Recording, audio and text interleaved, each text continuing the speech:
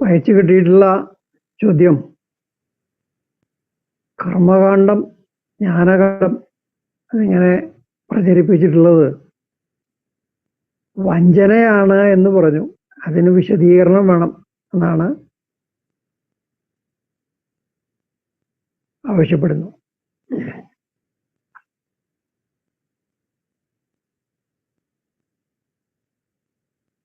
കർമ്മകാണ്ഡം ജ്ഞാനകാണ്ഡം എന്ന് വേദത്തിന് 2 കാണ്ഡങ്ങളുണ്ട് എന്നാണ് പ്രചരണം. വളരെ പ്രാചീന കാലം മുതൽക്കുള്ള പ്രചരണം. കർമ്മകാണ്ഡം എന്ന് പറയുന്നത് യാഗാദി കർമ്മങ്ങൾ ചെയ്യുന്നതിനെ സംബന്ധിച്ച് പറയുന്ന സാഹിത്യമാണ്. വേദത്തെ സംഹിത, ബ്രാഹ്മണം, ആരണ്യകം, ഉപനിഷത്ത് എന്ന് 4 ഭാഗങ്ങളായിട്ട് പറയുന്നു.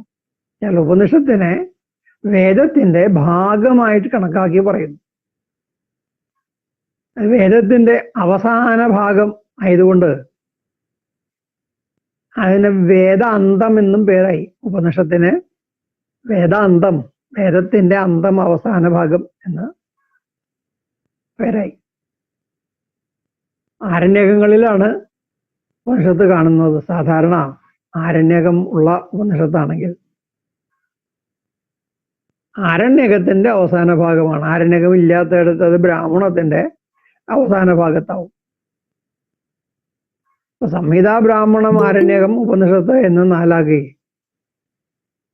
ഇതിൽ സംഹിതയും ബ്രാഹ്മണവും ആണ് ശരിക്ക് കർമ്മത്തെ സംബന്ധിച്ചുള്ള പ്രതിപാദനം.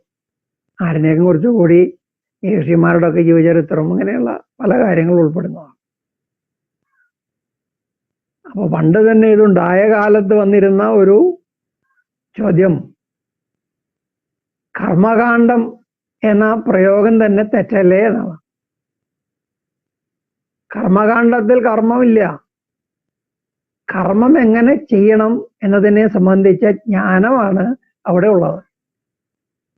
അതുകൊണ്ട് ഈ കർമ്മകാണ്ഡം എന്ന് പറയുന്നതും കർമ്മവിഷയകമായ ജ്ഞാനം മാത്രമുള്ളതായതുകൊണ്ട് അതും ജ്ഞാനകാണ്ഡമല്ലേ, കർമ്മകാണ്ഡം എന്നൊന്നും ഇല്ലല്ലോ എന്നാണ്. കാരണം ഈ ജ്ഞാനം എന്ന് പറയുന്നത് ഒരിക്കൽ പഠിച്ചാൽ അതിന്റെ പ്രയോജനമായി, പിന്നെ ഒന്നും ചെയ്യാനില്ല. കർമ്മകാണ്ഡം അങ്ങനെയല്ല. കർമ്മം എങ്ങനെ ചെയ്യണമെന്ന് പഠിച്ചത് കൊണ്ട് ആർക്കും ഒരു പ്രയോജനമില്ല. അവിടെ ജ്ഞാനം പ്രയോജനം ചെയ്യുന്നില്ല. ആ കർമ്മം ചെയ്താൽ മാത്രമേ അതിന്റെ ഫലം കിട്ടുള്ളൂ. അവിടെ അനുഷ്ഠാനമാണ് പ്രധാനം, അധ്യയനമല്ല. അതുകൊണ്ട് കർമ്മകാണ്ഡം എന്ന പേര് അനുചിതമാണ് എന്ന് പറയും. ഇങ്ങനെ ഇതിന് മറുപടി ആയിട്ടാണ് ഇത് ചെയ്താൽ മാത്രം ഫലം തരുന്നതാണ്, പഠിച്ചാൽ ഫലമില്ല, അതുകൊണ്ടാണ് കർമ്മകാണ്ഡം എന്ന് പറയുന്നത് എന്ന് ഉത്തരമായിട്ട് പറയുന്നു. നമ്മുടെ വിഷയം അതല്ല. കർമ്മകാണ്ഡം ജ്ഞാനകാണ്ഡം എന്ന 2 കാണ്ഡങ്ങളാണോ വേദം? ഉപനിഷത്ത് ഈ 2ൽ വെച്ച് കർമ്മകാണ്ഡമാണോ? അത് വേദത്തിന്റെ അന്തം ആണോ എന്നതാണ്. ഉപനിഷത്ത് വിജ്ഞാനമാണ്. ജ്ഞാനത്തിൽ നിന്ന് വിശിഷ്ടമായത് വിജ്ഞാനം. പ്രമാണങ്ങൾ കൊണ്ട് പരീക്ഷിച്ച് തീരുമാനം വന്നത്, അതിലുപരി സാക്ഷാത്കരിക്കപ്പെട്ടത്, മനനം ചെയ്ത് നിധിധ്യാസിച്ച് മാനസപ്രത്യക്ഷം നേടിയിട്ടുള്ളതാണ്. മാനസപ്രത്യക്ഷത്തെ നമ്മൾ മുമ്പ് പറഞ്ഞിട്ടുണ്ട്. അതിന് അനുഭവം, അനുഭൂതി, സാക്ഷാത്കാരം, സാക്ഷാത്കൃതി എന്നിങ്ങനെ 4 പര്യായങ്ങളും പറഞ്ഞു. അങ്ങനെ സ്വാനുഭവപ്പെടുത്തിയ വിജ്ഞാനം സയൻസാണ്, യഥാർത്ഥമായ അറിവാണ്. അത് ഏത് പ്രമാണം കൊണ്ട് പരീക്ഷിച്ചാലും അത് ബോധവും. അങ്ങനെ ഉള്ള വിജ്ഞാനമാണ് ഉപനിഷത്തിലുള്ളത്. ഇപ്പോൾ നമുക്ക് കിട്ടുന്ന ഉപനിഷത്ത് എന്നു പേരുള്ള സാഹിത്യം ഒരുപാട് ഉപനിഷത്തുകൾ, ഇപ്പൊ 108 ഉപനിഷത്തുകൾ എന്ന് പറഞ്ഞിട്ട് അച്ചടിയിലുണ്ട്. വാസ്തവത്തിൽ അതിലൊക്കെ വളരെ കൂടുതലുണ്ട്. ഈ ഉള്ളതിനേക്കാൾ കൂടുതൽ നഷ്ടപ്പെട്ടു പോയിട്ടുണ്ടെന്നൊക്കെയാണ് പല പണ്ഡിതന്മാരുടെ അഭിപ്രായം. ഇപ്പൊ കിട്ടാവുന്ന ഉപനിഷത്തൊക്കെ നോക്കിയാൽ അതിൽ 2 വിശേഷങ്ങൾ നമുക്ക് കാണാം. ഒന്ന്, അതിലെ പ്രധാനപ്പെട്ട ആശയങ്ങൾ പലതും ആവർത്തനങ്ങളാണ്. 2, എത്ര കണ്ട സാധുവായ ജ്ഞാനം അതിൽ ഉണ്ടോ, വിജ്ഞാനം അതിൽ ഉണ്ടോ, അതിൻ്റെ 8 ഓ 10 ഓ ഇരട്ടി കപടശാസ്ത്രം അതിൽ ഉണ്ട്. ഇതവിടെ എങ്ങനെ വന്നു? ഉപനിഷത്തിൽ എങ്ങനെയാണ് കപടശാസ്ത്രം ഉണ്ടായത്? അത് ഉപനിഷത്തിന്റെ ഭാഗമായിട്ടുണ്ടായതല്ല. ഉപനിഷത്ത് ഉണ്ടാകുന്ന കാലത്ത് ആ ജ്ഞാനം ഉപനിഷത്തിൽ ഉണ്ടായിരുന്നില്ല എന്ന് തീർച്ചയാണ്. കാരണം ഉപനിഷത്ത് വിജ്ഞാനമാണ്. ഇന്ന് നമ്മൾ ഉപനിഷത്ത് പഠിച്ചാൽ സച്ഛാസ്ത്രവും കപടശാസ്ത്രവും നമുക്ക് ഒരു ക്ലേശവും കൂടാതെ തിരിച്ചെടുക്കാൻ സാധിക്കും, വേർപിരിച്ച് എടുക്കാൻ സാധിക്കും. അങ്ങനെ എടുത്താൽ ഈ ഉപനിഷത്ത് പിന്നെ വളരെ കുറച്ചേ ഉണ്ടാവുള്ളൂ. കാരണം 80-90% പോകും. അത് അത്രയും കപടശാസ്ത്രം. ഇവിടെ നമുക്ക് മനസ്സിലാക്കാൻ സാധിക്കുന്നത് സാധാരണ സാഹിത്യത്തിലൊക്കെ പ്രക്ഷിപ്തങ്ങൾ എന്ന് പറയാറ്. പ്രക്ഷിപ്തം എന്ന് പറഞ്ഞാൽ പിന്നീട് എഴുതി ചേർത്തത്. കാവ്യങ്ങൾ, ആധുനിക കാവ്യത്തിൽ വരെ ഉണ്ട്. എല്ലാ കാവ്യങ്ങളിലും ഇങ്ങനെ കാവ്യവ്യാഖ്യാതാക്കന്മാര് പല ശ്ലോകങ്ങളും പ്രക്ഷിപ്തമാണ് പല. ആദ്യ കാവ്യം മുതൽക്ക് എല്ലാ കാവ്യങ്ങളിലും ഉണ്ട്. ഇത് സാഹിത്യത്തിൽ സാധാരണമായിട്ടുള്ളതാണ് ഈ പ്രക്ഷിപ്തം എന്ന് പറയുന്നത്. ഉപനിഷത്ത് നോക്കിയാൽ ഈ കപടശാസ്ത്രങ്ങൾ പ്രക്ഷിപ്തം എന്ന് പറയാൻ സാധിക്കില്ല. ഒരു കാവ്യത്തിലെ 2-3 ശ്ലോകങ്ങളാണ് പ്രക്ഷിപ്തമായിട്ട് കാണാം. ഉപനിഷത്തിൽ അങ്ങനെയല്ല. അവിടെ യഥാർത്ഥ ജ്ഞാനം വളരെ കുറവും കപടശാസ്ത്രം വളരെ കൂടുതലുമായതുകൊണ്ട് ഈ കപടശാസ്ത്രങ്ങൾ പ്രക്ഷിപ്തങ്ങളല്ല എന്ന് തീർച്ച. കപടശാസ്ത്രങ്ങൾ ഇങ്ങനെ തയ്യാറാക്കിയിട്ട് അതിൽ സച്ഛാസ്ത്രത്തെ കുഴിച്ചിട്ടതുപോലെയാണ് തോന്നുന്നത്. എനിക്ക് കിട്ടുന്നുണ്ടാവുന്ന പ്രതീതി അതാണ്. സച്ഛാസ്ത്രത്തെ കപടശാസ്ത്രത്തിൽ കുഴിച്ചിട്ടിരിക്കുന്നു. അതവിടുന്ന് ഖനനം ചെയ്തെടുക്കേണ്ട അവസ്ഥയാണ് ഇപ്പോൾ. അപ്പൊ ഇതിനെ വേദത്തിന്റെ ഭാഗം എന്ന് പറയാൻ പാടില്ല. കാരണം വിജ്ഞാനമാണത്. വേദം എന്താണ്? വേദം എന്താണെന്ന് അറിയാൻ ഈ മതഭ്രാന്തന്മാരുടെ പ്രചരണം കേട്ടാൽ പോരാ. അവര് വേദത്തെ പറ്റി പറയുന്നത് വേദം പഠിച്ചിട്ടല്ല, അവരുടെ ഭാവനകളെയാണ് അവര് പ്രചരിപ്പിക്കുന്നു. അപ്പൊ അതിന് നമ്മൾ വില കൽപ്പിക്കേണ്ട ആവശ്യമില്ല. വേദത്തെ സംബന്ധിച്ച് വേദം പഠിച്ച് പ്രയോഗിക്കുന്ന ആളുകൾക്ക് എന്താണ് പറയാനുള്ളത്, അതാണ് പ്രധാനം. അതിനാണ് വില കൽപ്പിക്കേണ്ടത്. അതിന് മാത്രമേ വില കൽപ്പിക്കണ്ടൂ. പ്രാചീന കാലത്ത് തന്നെ ഇങ്ങനെ വേദത്തിന്റെ താല്പര്യം എന്താണ്, വേദാർത്ഥം എന്നാൽ എന്താണ് എന്നതിനെ കുറിച്ച് അഗാധമായ മനനം ഉണ്ടായിട്ടുണ്ട്. അതിൻ്റെ അടിസ്ഥാനത്തിൽ ജൈമിനി തയ്യാറാക്കിയ മീമാംസാ സൂത്രങ്ങൾ എന്ന സൂത്രഗ്രന്ഥമുണ്ട്. വേദാന്തത്തില് ബ്രഹ്മസൂത്രങ്ങൾ അല്ലെങ്കിൽ ശാരീരക സൂത്രങ്ങൾ ഏതുപോലെയാണോ അതുപോലെയാണ് വേദത്തിന് ഈ ജൈമിനിയുടെ മീമാംസ. ബ്രഹ്മസൂത്രങ്ങളെ മീമാംസ തന്നെയാണ്. മീമാംസ എന്ന് പറഞ്ഞു കഴിഞ്ഞാൽ ഒരു വ്യാഖ്യാനത്തിൽ വ്യാഖ്യാനിച്ച് പറയുന്ന അർത്ഥത്തെ യുക്തികളും മറ്റും ഉപയോഗിച്ച് സമർത്ഥിക്കുന്നു എങ്കിൽ അതാണ് മീമാംസ. യുക്തി കൊണ്ടുള്ള സമർത്ഥനം പറയുന്ന അർത്ഥത്തിന്റെ ഏത് വ്യാഖ്യാനത്തിലുണ്ടോ അതാണ് മീമാംസ. അപ്പം മീമാംസ എന്ന് പറയുന്നത് സാർവലൗകികമായ എല്ലാ സാഹിത്യത്തിലും ചെയ്യാവുന്ന ഒന്നാണ്. മീമാംസയ്ക്ക് വേദത്തിനോട് പ്രത്യേകിച്ച് ബന്ധമൊന്നുമില്ല. വേദത്തെയും മീമാംസ ചെയ്യുന്നു, ഉപനിഷത്തിനെയും മീമാംസ ചെയ്യുന്നു. ഇതുപോലെ മഹാഭാരതത്തെ മീമാംസ ചെയ്യാം.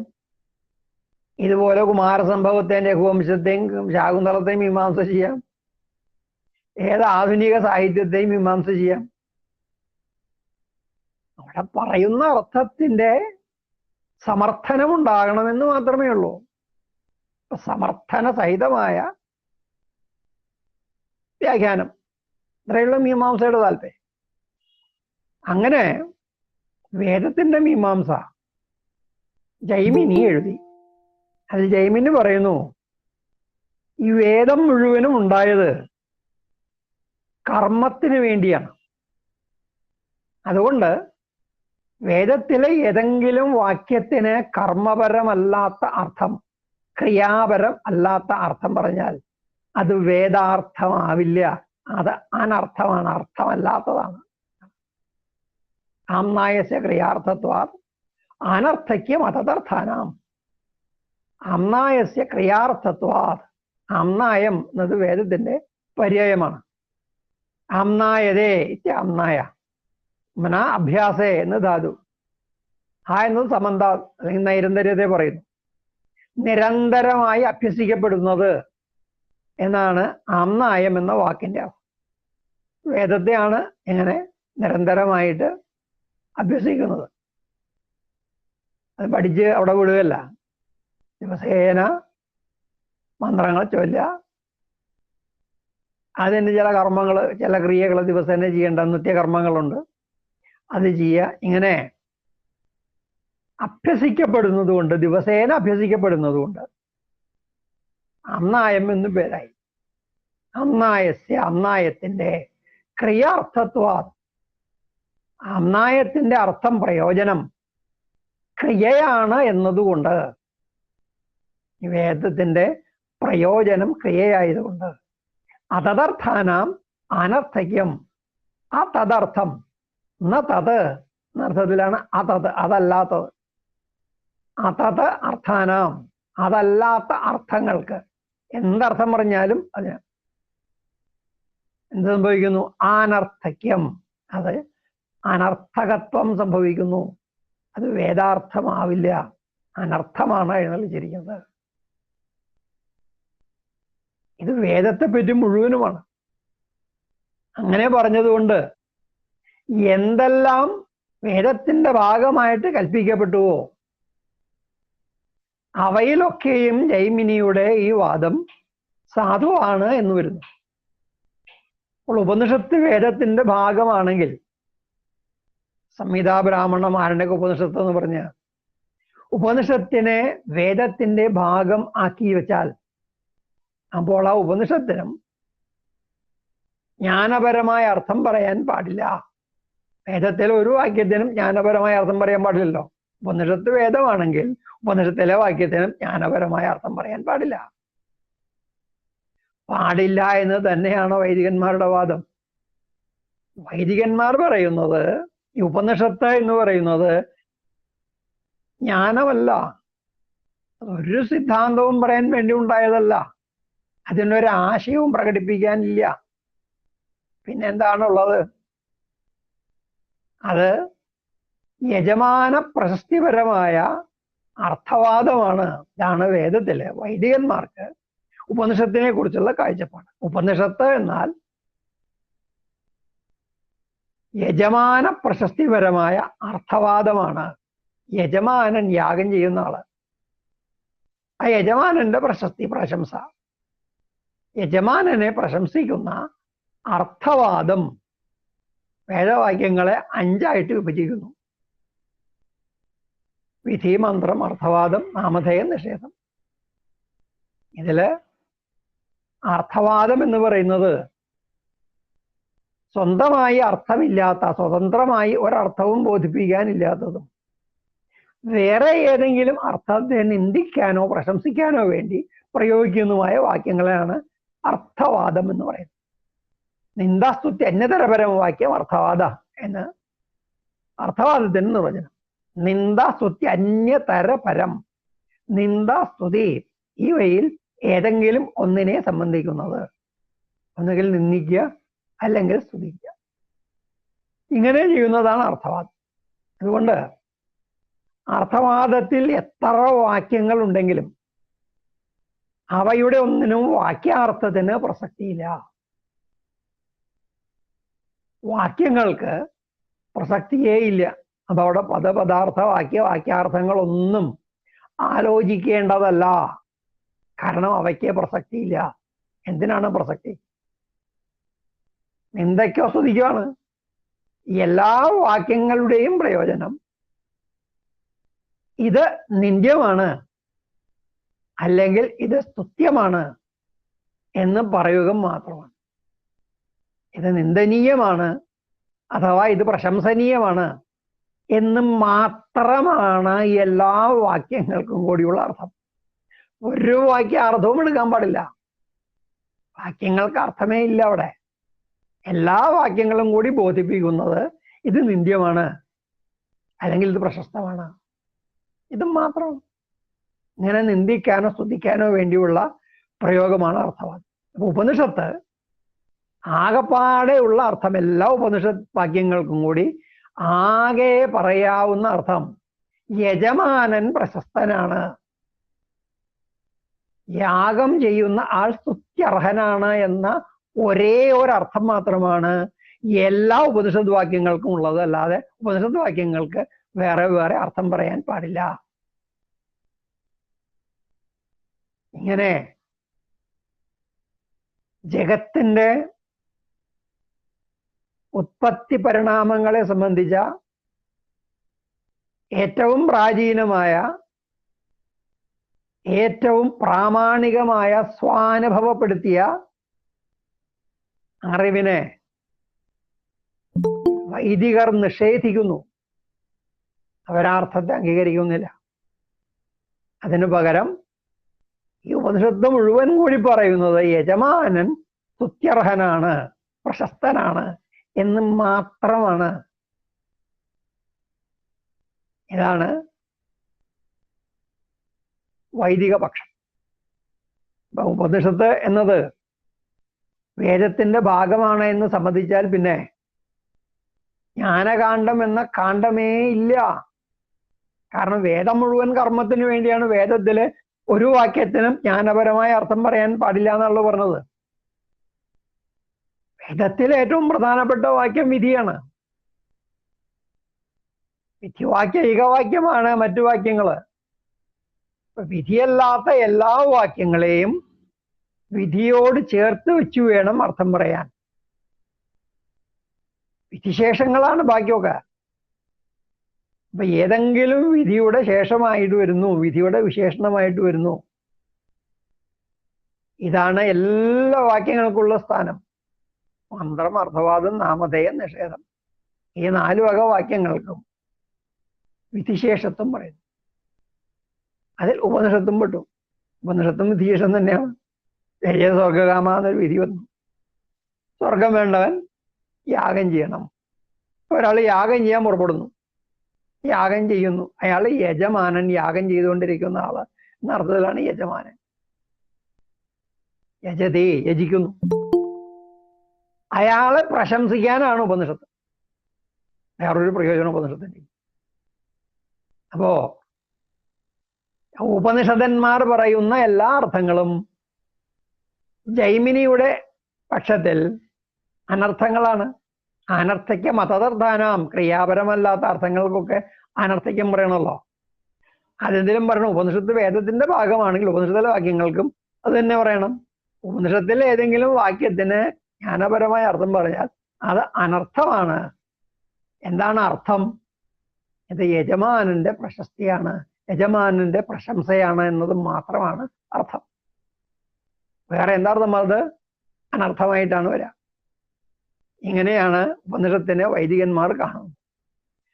അപ്പൊ ഒന്നുകിൽ വേദം ഉപനിഷത്തിന്റെ ഭാഗമല്ല എന്ന് വേദാന്തികൾ ഉപനിഷത്തന്മാരെന്ന്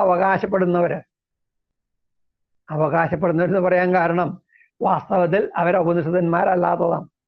അതിപ്പോ ഇവിടെ വിഷയമല്ലാത്തതുകൊണ്ട് പറയുന്നില്ല. അങ്ങനെ ഉപനിഷത്തിനെ വേദത്തിന്റെ ഭാഗമാക്കിയാൽ അതിന് ജ്ഞാനപരമായ അർത്ഥമില്ല, ക്രിയാപരമായ അർത്ഥമേ ഉള്ളൂ. അതിൽ വെച്ച് ഇതൊരു ക്രിയയും പറയാത്തത് കൊണ്ട് ഇത് ശരിക്കും ക്രിയ ചെയ്യാനുള്ളതല്ല, പിന്നെയോ ക്രിയ ചെയ്യുന്നവനെ സ്തുതിക്കാനുള്ളതാണ്. ഇങ്ങനെ സ്തുതിവാക്യം ആയിട്ട് ഇത് മാറും. പിന്നെ അതിന് ജ്ഞാനകാന്ഡം എന്ന് പേരില്ല. ജ്ഞാനകാന്ഡം എന്ന് പറഞ്ഞ് നടക്കുന്നത് ഇത് പറഞ്ഞുണ്ടാക്കിയത് വേദാന്തികൾ എന്ന് പറയുന്ന ആളുകളാണ്. ഇത് ജ്ഞാനമാണ് എന്ന് പറഞ്ഞ് വ്യാഖ്യാനിച്ചവർ. അവര് സശാസ്ത്രത്തെയും അതിലുള്ള കപടശാസ്ത്രത്തെയും എല്ലാം ഒരുപോലെ വിജ്ഞാനമായി കണക്കാക്കി, ഒരുപോലെ ശാസ്ത്രമായിട്ട് കണക്കാക്കിയാണ് വ്യാഖ്യാനിച്ചു വരുന്നത്. ഇപ്പോഴും വ്യാഖ്യാനിക്കുന്നത് അങ്ങനെയാണ്. അപ്പൊ അതിലും വലിയ അബദ്ധമുണ്ട്. ഈ കപടശാസ്ത്രങ്ങൾ നീക്കി വെച്ചിട്ട് സശാസ്ത്രത്തെ മാത്രമാണ് ഉപനിഷത്ത് എന്ന് വിളിക്കുന്നത്. ഈ ഉപനിഷത്തിന്റെ അവസ്ഥ നോക്കിയാൽ ആരാണ് ഈ ഉപനിഷത്തെ കപടശാസ്ത്രത്തിൽ കൊഴിച്ചിട്ടത്? കൊഴിച്ചിട്ടത് ഏത് കപടശാസ്ത്രത്തിലാണോ ആ കപടശാസ്ത്രങ്ങളാണ് ഇതിനെ വേദമായിട്ട് ബന്ധിപ്പിക്കണം. അവിടെയാണ് വേദാർത്ഥത്തോട് യോജിപ്പിക്കാവുന്ന, വേദാർത്ഥത്തോട് പൊരുത്തപ്പെടുന്ന പരാമർശങ്ങൾ ഉള്ളത്. യഥാർത്ഥ ഉപനിഷത്തിലില്ല. യഥാർത്ഥ ഉപനിഷത്ത് വേദത്തിന്റെ നിരാസമാണ്. 100% വേദ നിരാസമാണ് ഉപനിഷത്ത്. ഈ കർമ്മങ്ങൾക്കൊന്നും ഒരു ഫലവുമില്ല എന്നതാണ് വാസ്തവം. ഈ കർമ്മങ്ങൾ മനുഷ്യനെ വിഡ്ഢിയാക്കാനുള്ളതാണ്. ഇത് അന്ധവിശ്വാസത്തിൽ അധിഷ്ഠിതമാണ്. ഇങ്ങനെയുള്ള കർമ്മം കൊണ്ട് ആർക്കും ഒന്നും നേടാൻ കഴിയില്ല. ഇതാണ് ഉപനിഷത്ത് കൊണ്ട് അറിയുന്നത്. അപ്പോ ഇങ്ങനെ യഥാർത്ഥ ജ്ഞാനമായ വിജ്ഞാനമായ ഉപനിഷത്ത് അത് വേദത്തിന് മുമ്പ് ഉണ്ടായെന്ന് വിചാരിക്കണം. കാരണം വേദം ഉണ്ടായതിന് ശേഷം ഉപനിഷത്തിന് ഉണ്ടാവാൻ കഴിയില്ല. ഉപനിഷത്തിനെ കവർന്നെടുത്ത് കപടശാസ്ത്രത്തിൽ കുഴിച്ചിട്ടവര് അവർക്കത് മാത്രമായിട്ട് ചെയ്യാൻ കഴിയില്ലല്ലോ. ഉപനിഷത്തിനെ അത് പഠിപ്പിച്ചു വന്നിരുന്ന മുറയ്ക്ക് പഠിപ്പിക്കുന്ന ആചാര്യ കുലങ്ങൾ നടന്നു വന്നാൽ ആചാര്യന്മാരുടെയും അന്തേവാസികളുടെയും പരമ്പര തുടർന്നു പോയാൽ ഈ മോഷണം വിജയിക്കില്ല.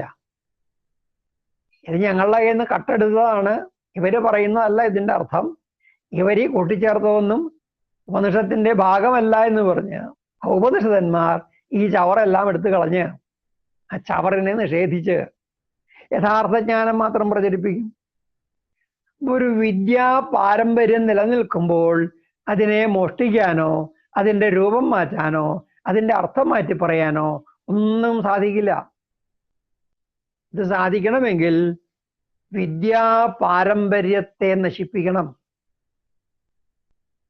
വിദ്യാസമ്പ്രദായത്തെ ഉന്മൂലനാശം വരുത്തിയെങ്കിൽ മാത്രമേ ഇത് വിജയിക്കുള്ളൂ. അപ്പൊ സ്വാഭാവികമായിട്ട് വൈദികർ എന്ന് പറഞ്ഞാൽ ഇന്നത്തെ മാതിരി ഈ വേദം പഠിച്ച് നടക്കുന്ന ഒരു പിടി ആളുകളല്ല പണ്ട് വൈദികർ എന്ന് പറഞ്ഞാൽ. ഇതൊരു വലിയ ജനവിഭാഗത്തിന്റെ ആവശ്യമായിരുന്നു. ഇന്നത്തെ രാഷ്ട്രീയം പോലെയാണ് പഴയ കാലത്തുണ്ടായത്. നമുക്ക് മനസ്സിലാക്കാൻ ഏറ്റവും എളുപ്പം അതാണ്. ഇന്നത്തെ രാഷ്ട്രീയം പോലെയാണ് പഴയ കാലത്തെ ഈ ശാസ്ത്രങ്ങളൊക്കെ, മതങ്ങളൊക്കെ അങ്ങനെയാണ്. അപ്പോ ആ വലിയൊരു ജനവിഭാഗമാണ് ഭാരതത്തിൽ ആധിപത്യം നടത്തുന്ന, ഭാരതത്തെ കോളണിയാക്കി അവിടെ ദുരാധിപത്യം നടത്തുന്ന ഒരു ജനത. അങ്ങനെ ദുരാധിപത്യം സ്ഥാപിക്കാനും നിലനിർത്താനും അവരെ സഹായിക്കുന്ന ഇന്ത്യക്കാരുടെ വലിയ ഒരു വിഭാഗം. അങ്ങനെ വൈദേശികരായ ആക്രമണകാരികളും അവരെ സഹായിക്കുന്ന ഇന്ത്യക്കാരും ഉൾപ്പെടുന്ന വലിയ ഒരു വിഭാഗമാണ് ഇത് ചെയ്യുന്നത്. അവർ വേദം പഠിച്ചിട്ടോ ബന്ധിത പഠിച്ചിട്ടോ ഒന്നും അല്ല ചെയ്യുന്നത്. രാഷ്ട്രീയക്കാരെ പോലെ ഒന്നും അറിയാതെയാണ് അവർ ചെയ്യുന്നത്.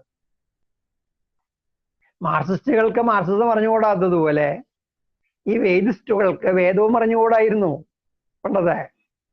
അവർക്കൊക്കെ ഈ ആക്രമണോത്സുകതയാണ് അവരുടെ അടിസ്ഥാന സ്വഭാവം. ആക്രമിക്കുക, കീഴടക്കുക, നശിപ്പിക്കുക. അങ്ങനെ ഇവരെല്ലാവരും കൂടി യഥാർത്ഥ ഔപനിഷദ സമൂഹത്തെ വംശഹത്യ ചെയ്തിട്ടുണ്ട്, ജനോസൈഡ് ചെയ്തിട്ടുണ്ട്. വിജ്ഞ സമൂഹത്തെ വംശനാശം വരുത്തിയിട്ടും മാത്രമാണ് ഉപനിഷത്ത് പിടിച്ചെടുത്ത് കപടശാസ്ത്രമാക്കി മാറ്റുന്നത്, യജമാന പ്രശസ്തിപരമായ അർത്ഥവാദമാക്കി മാറ്റുന്നത്. അപ്പോൾ വേദത്തിന് കർമ്മകാണ്ഡം ജ്ഞാനകാന്ഡം എന്ന് രണ്ട് കാണ്ഡമുണ്ട് എന്ന് വേദാന്തികൾ പ്രചരിപ്പിക്കുന്നത് ആത്മവഞ്ചനയാണ്. അവരെ തന്നെ വഞ്ചിക്കുകയാണ്. ലോകത്തെ വഞ്ചിക്കുന്നു തീർച്ച. ലോകത്തെ വഞ്ചിക്കുന്നതിൽ കൂടി അവരെ തന്നെ വഞ്ചിക്കുന്നു. അപ്പൊ ഇങ്ങനെ രണ്ട് കാണ്ഡങ്ങൾ ഉണ്ട് എന്നത് ശരിയല്ല. വേദം കർമ്മകാന്ഡം മാത്രമാണ്. ജ്ഞാനകാന്ഡം എന്ന് വിളിക്കുന്ന ഉപനിഷത്ത് വേദത്തിന്റെ ഭാഗമല്ല. വൈദികർ നശിപ്പിച്ചു കളഞ്ഞ ഒരു വിദ്യാപാരമ്പര്യത്തിന്റെ അവശിഷ്ടമാണ്. അത് ശുദ്ധരൂപത്തിൽ കിടപ്പില്ല. എന്താണ് ഔപനിഷത്ത് സമൂഹം പഠിച്ചത്? അതിന്ന് നമുക്ക് അവർ പഠിച്ച രൂപത്തിൽ കിട്ടാനില്ല. അതിനെ ഈ കപടശാസ്ത്രത്തിൽ കുഴിച്ചിട്ടു. അപ്പൊ അതിലെല്ലാം കപടശാസ്ത്രം കയറി. ഈ കപടശാസ്ത്രങ്ങൾ നീക്കിയാൽ ശേഷിക്കുന്ന യഥാർത്ഥമായ ഉപനിഷത്താണ് പ്രാചീന കാലത്ത് വേദപൂർവകാലത്ത് പഠിച്ചിരുന്നത്, പ്രചരിച്ചിരുന്നത്. അത് ജഗത്തിന്റെ ഉത്പത്തി പരിണാമങ്ങളും ആ ഉത്പത്തി പരിണാമങ്ങളെ സംബന്ധിക്കുന്ന സിദ്ധാന്തത്തിന്റെ അടിസ്ഥാനത്തിൽ ഉണ്ടാകുന്ന ജീവിത മൂല്യങ്ങളും ഈ മൂല്യങ്ങളെ അടിസ്ഥാനപ്പെടുത്തിയുള്ള ജീവിതചര്യ അല്ലെങ്കിൽ ജീവിത സമ്പ്രദായവുമാണ്. അങ്ങനെ ഉണ്ടാകുന്ന വിജ്ഞാനത്തെയാണ് നമ്മൾ ആത്മവിജ്ഞാനം എന്ന് വിളിക്കുന്നത്. പിന്നെ ബോധവിജ്ഞാനം എന്ന് വിളിച്ചാലും തെറ്റില്ല, ജഗത് വിജ്ഞാനം എന്ന് വിളിച്ചാലും തെറ്റില്ല. കാരണം ജഗത്താണ് വിഷയം. ജഗത്തിന്റെ കാരണമായത് ബോധം, ആദിബോധമായ സത്ത്, പ്രൈമോഡിയൽ കോൺഷ്യസ്നസ്. അപ്പൊ അതിന്റെ ശാസ്ത്രം എന്ന് തന്നെ വേണേ. പക്ഷെ എന്തുകൊണ്ട് പിന്നെ ആത്മവിജ്ഞാനം എന്ന് പേരിട്ടതിന്? ആത്മവിജ്ഞാനം എന്ന് പേരിടാൻ കാരണം നമ്മളിതിനെ ജഗത്തിന്റെ ഉത്പത്തി പരിണാമങ്ങളുടെ വിജ്ഞാനമായിട്ട് അറിഞ്ഞാലും അതിന്റെ കാരണമായ സത്തിനെ അറിഞ്ഞാലും അതുകൊണ്ട് നമുക്ക് കിട്ടേണ്ട പ്രയോജനം മുഴുവനും കിട്ടുന്നില്ല. പിന്നെന്താ അറിയണം? ഈ ജഗത്തിന്റെ കാരണമായ, ജഗത്തിന്റെ അഭിന്ന നിമിത്തോപാദാന കാരണമായ സത്ത്, ആദിബോധം, അതുതന്നെയാണ് ഞാൻ എന്നറിയണം. ഞാൻ എന്ന അനുഭവിക്കുന്ന ഒരു ബോധം ഉണ്ട് നമ്മൾ. ഞാൻ എന്നതൊരൊറ്റ വസ്തുവാണ്. അസംഖ്യം ശരീരകങ്ങളുണ്ട് ശരീരത്തിൽ. അസംഖ്യം രൂപധർമ്മങ്ങളോടുകൂടി അവയവങ്ങളുണ്ട്. അസംഖ്യം രാസപ്രവർത്തനങ്ങൾ ഇതിൽ നടന്നുകൊണ്ടിരിക്കുന്നു. ഈ പ്രവർത്തനങ്ങളൊക്കെ ശരിക്കും നടന്നെങ്കിലേ എനിക്ക് ജീവിക്കാൻ പറ്റുള്ളൂ. അല്ലെങ്കിൽ ഞാൻ മരിച്ചുവോ അല്ലെങ്കിൽ രോഗിയോ. ഇതെല്ലാം കൂടിയതാണ് ഞാൻ.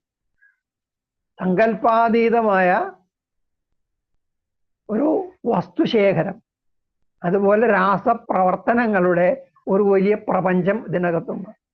ഇതൊക്കെ ഉണ്ടെങ്കിലും ഇതിനെ എല്ലാം കൂടി ഞാൻ എന്ന ഒറ്റ വസ്തുവായിട്ട് ഞാൻ അനുഭവിക്കുന്നു. ഇങ്ങനത്തെ ഒരു സ്വയം ബോധം എല്ലാവരിലും ഉണ്ട്. ഞാൻ ബോധത്തിനാണ് എല്ലാ അനുഭവങ്ങളും ഉണ്ടാവുന്നത്. ദ്രവ്യത്തിന് അനുഭവിക്കാൻ പറ്റില്ല, ശക്തിക്കും അനുഭവിക്കാൻ പറ്റില്ല. ബോധമാണ് എല്ലാ അനുഭവങ്ങളുടെയും ആധാരം. ബോധത്തിനാണ് അനുഭവങ്ങൾ ഉണ്ടാകുന്നത്. അപ്പൊ ഇങ്ങനെ ഈ ഞാനെന്ന് അനുഭവിക്കുന്ന ഒരു ബോധം, ഇതിനെയാണ് ആത്മാവ് എന്ന് വിളിക്കുന്നത്. ആത്മാവ് എന്നും അഹം എന്നും രണ്ട് പദങ്ങൾ. ഇതിന്റെ രണ്ടിനും ഞാൻ എന്നാണ് അർത്ഥം. അഹം, ആത്മ, ഇത് രണ്ടും ഞാൻ എന്ന അർത്ഥത്തിലാണ്. അപ്പൊ ഈ ഞാൻ ആരാണ് എന്നാണ് അറിയേണ്ടത്.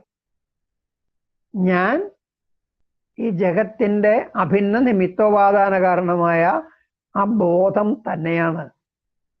ജഗത്തിൽ എന്തെല്ലാം ഉണ്ടോ അതെല്ലാം ആ ബോധമാണ്. ബോധം, ശക്തി, ദ്രവ്യം, ത്രയാത്മകം, സംയുക്തം എന്നിങ്ങനെ 5 രൂപങ്ങളിൽ എന്തെല്ലാം കാണുന്നുണ്ടോ ഇതിൽ ഈ ബോധവിശേഷങ്ങൾ, അസംഖ്യം ബോധതലങ്ങൾ, ലെവൽസ് ഓഫ് കോൺഷ്യസ്നസ്, ഇതെല്ലാം ഈ ആദിബോധം ഉത്ക്രമിച്ചുണ്ടായതാണ്. ആദിബോധത്തിന്റെ സത്യന്റെ പരിണാമങ്ങളാണ് ഈ ബോധതലങ്ങളൊക്കെ. എല്ലാ ശക്തികളും ഈ ബോധം പരിണമിച്ചുണ്ടായതാണ്. ബോധം സ്പന്ദിച്ച് ശക്തിയാകുന്നു, ശക്തി സ്പന്ദിച്ച് ദ്രവ്യമാകുന്നു, ശക്തി ഘനീഭവിച്ച് ദ്രവ്യമാകുന്നു. ഇങ്ങനെ ബോധം, ശക്തി, ദ്രവ്യം ഇതെല്ലാം ബോധത്തിൽ നിന്നാണ് ഉണ്ടാകുന്നത്. ബോധത്തിന്റെ ഉത്പന്നങ്ങളാണ്, ബോധോത്ക്രാന്തിയുടെ ഉത്പന്നങ്ങളാണ് ഈ ബോധതലങ്ങള്, ശക്തികള്, ദ്രവ്യങ്ങള് ഒക്കെ. ഈ ബോധത്തിന്റെയും ശക്തിയുടെയും ദ്രവ്യത്തിന്റെയും സ്വഭാവം ഒരേ സമയത്ത് കാണിക്കുന്ന വസ്തുവിനെയാണ് ത്രയാത്മകം എന്ന് വിളിക്കുന്നത്. ആത്മാ എന്നാൽ സ്വരൂപം, ത്രയം 3, ത്രയം എന്നത് 3, ത്രയ ആത്മകം 3 സ്വരൂപങ്ങളുള്ളത്. ഇത് ബോധത്തിന്റെ സ്വരൂപം കാണിക്കും, ബോധത്തിന്റെ ലക്ഷണം കാണിക്കും, ശക്തിയുടെയും കാണിക്കും, ദ്രവ്യത്തിന്റെയും കാണിക്കും. അതുകൊണ്ട് തന്നെ ത്രയാത്മകം എന്ന് വിളിക്കും. ഇനി ഇത് 4 കൂടിയ ചതുഷ്ടയങ്ങൾ. ഇങ്ങനെയാണ് ഈ ഉത്ക്രാന്തി നടക്കുന്നത്. ചതുഷ്ടയങ്ങളായിട്ടാണ് ഉണ്ടാകുന്നത്. ഒരു ചതുഷ്ടയത്തിന്റെ അതിന്റെ മേലെ വേറെ ചതുഷ്ടയം, അതിന്റെ മേലെ വേറെ, ഇങ്ങനെ മേൽക്കുമേൽ ഉള്ള ചതുഷ്ടയങ്ങൾ. ബോധം, ശക്തി, ദ്രവ്യം, ത്രയാത്മകം, ഇതാണ് ചതുഷ്ടയം. ഇനി 4 കൂടി ചേർന്നത് സംയുക്തം. സംയുക്തങ്ങളാണ് നമ്മൾ കാണുന്ന എല്ലാ പദാർത്ഥങ്ങളും. അപ്പൊ ഇതൊക്കെയും ഈ ബോധം പരിണമിച്ചുണ്ടായതാണ്. അതുകൊണ്ട് അന്തിമ വിശകലനത്തിൽ എല്ലാം ബോധമാണ്. ബോധം പരിണമിച്ച് എന്തായോ അതൊക്കെ ബോധമാണല്ലോ. അപ്പൊ എല്ലാ പദാർത്ഥങ്ങളും അങ്ങനെയാണ്. പല നക്ഷത്രങ്ങളും ഗ്രഹങ്ങളും ഓരോ ഗ്രഹത്തിലും കാണുന്ന എല്ലാ പദാർത്ഥങ്ങളും എല്ലാം ബോധമാണ്. ജ്ഞാനം ബോധമാണ്. അതുകൊണ്ട് ജ്ഞാനം ജഗത്തും ഒന്നാണ്. ജ്ഞാനം ജഗത്തും ഉത്ക്രമിച്ചുകൊണ്ടിരിക്കുന്ന സത്താണ്. ഉത്ക്രമിച്ചുകൊണ്ടിരിക്കുന്ന സത്താണ്. ആ സത്തിൽ പല ഭാഗങ്ങളായിട്ടുണ്ട്. ഒരുപാട് ആവിഷ്കാരങ്ങളുണ്ട് അതിന്. അതിൽ ഒരാവിഷ്കാരം ഞാൻ, ബാക്കിയെല്ലാം വേറെ വേറെ ഓരോരോ ആവിഷ്കാരങ്ങൾ. ഇങ്ങനെ ആത്യന്തികമായി ജഗത്തിന്റെ അഭിന്ന നിമിത്തോപാദാന കാരണമായ ആദിബോധമാണ്, ഞാൻ എന്ന ബോധമാണ്, ആ അറിവാണ് നമുക്ക് ഉണ്ടാകേണ്ടത്. അതുകൊണ്ടാണ് ഇതിനെ ജഗത് വിജ്ഞാനമെന്നോ ബോധവിജ്ഞാനമെന്നോ പേരിടാതെ ആത്മവിജ്ഞാനം എന്ന് പേരിട്ടത്. പുരുഷാർത്ഥ സിദ്ധി എന്തുകൊണ്ടുണ്ടാകും? ഇത് ആത്മാവ്, ഞാൻ ഇതാണെന്ന് അറിയുന്നത് കൊണ്ടേ ഉണ്ടാവുള്ളൂ. അതുകൊണ്ട് ആത്മവിജ്ഞാനം എന്ന് പേരിട്ടു. ഇതാണ് ഉപനിഷത്ത്. പ്രാചീനമായ വിജ്ഞാനം, ലോകത്തിൽ ആദ്യമായിട്ടുണ്ടായ സയൻസ്, മോസ്റ്റ് ഏൻഷ്യൻ സയൻസ്, അല്ലെങ്കിൽ ഏൻഷ്യൻ മോസ്റ്റ് സയൻസ്. ഏറ്റവും പഴയ വിജ്ഞാനം ഇതാണ്. അത്രയും സമഗ്രമായ വിജ്ഞാനം ഉണ്ടായി വേദത്തിന് മുൻപ്. വേദം ആദ്യകാലത്തുണ്ടായി എന്നൊക്കെ പറയുന്നത് വെറും അവകാശവാദമാണ്. അങ്ങനെ വേദം ഉണ്ടായിട്ടില്ല. വേദമുണ്ടായത് ആര്യന്മാരുടെ ആധിപത്യമൊക്കെ ഇന്ത്യയിൽ ഏതാണ്ട് പൂർണ്ണമായത് കാലത്താണ്. പിന്നീട് ഒരിക്കലും ഭാരതത്തിന്റെ ആത്മാവിഷ്കരണം നടന്നിട്ടില്ല. ഇപ്പോഴും നടക്കുന്നില്ല. ഇപ്പോഴും ഭാരതത്തിന് തൻ്റെ ആത്മാവിനെ അറിഞ്ഞുകൂടാ. കാരണം ആര്യന്മാര് അത് അറിയാൻ പറ്റാത്ത വിധത്തിൽ നമ്മളെ ആക്കി വെച്ചിട്ടുണ്ട്. അങ്ങനെ ആക്കിയിട്ട ഭാരതത്തിലേക്കാണ് ബാക്കി എല്ലാവരുടെയും ആക്രമണങ്ങൾ ഉണ്ടാകുന്നത്, ബാക്കി എല്ലാവരുടെയും അധിനിവേശങ്ങൾ ഉണ്ടാകുന്നത്. ആര്യാധിനിവേശമാണ് അടിസ്ഥാനപരമായ ആദിമമായ നശീകരണ ശക്തി. അതാണ് ഭാരതത്തെ ഭാരതമല്ലാതെയാക്കിയത്. ഭാസിൽ രമിക്കുന്നത് ഭാരതം. ഭാസ എന്ന് പറയുന്നത് പ്രകാശം, പ്രകാശം എന്നത് ജ്ഞാനത്തെ പറയുന്നു, ഇരുട്ട് എന്ന അജ്ഞാനത്തെ പറയുന്നു. അപ്പൊ ഭാസിൽ രമിക്കുന്ന പറഞ്ഞാൽ ജ്ഞാനപ്രകാശത്തിൽ രമിക്കുന്നത്. ഇതായിരുന്നു ഭാരതം.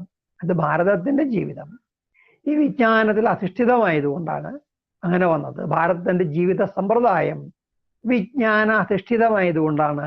ഭാരതത്തിന്റെ സംസ്കാരം വൈജ്ഞാനിക സംസ്കാരമായതുകൊണ്ടാണ് ഭാരതത്തിന് ഭാരതം എന്ന് പേരുണ്ടായത്. ആ അവസ്ഥയിൽ നിന്ന് ഭാരതത്തെ മാറ്റി. അപ്പോഴാണ് ഭാരതം ഭാരതമല്ലാതെയായത്. ഇതെന്നുണ്ടായി? ഇത് 10,000-30,000 കൊല്ലം മുമ്പാണ് ഉണ്ടായത്, അടുത്ത കാലത്തൊന്നുമല്ല.